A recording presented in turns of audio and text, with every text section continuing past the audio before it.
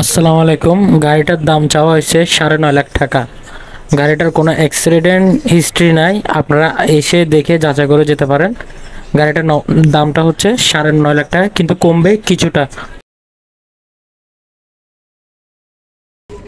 CNG করা আছে? হ্যাঁ সিএনজি করা আছে। লাগে না ভাই, বড় নেন কুলিয়ে। এই যে ভিতরে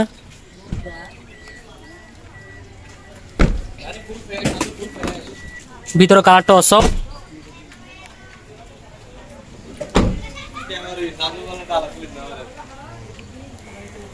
ইঞ্জিন বিবিটিআই কত মডেল?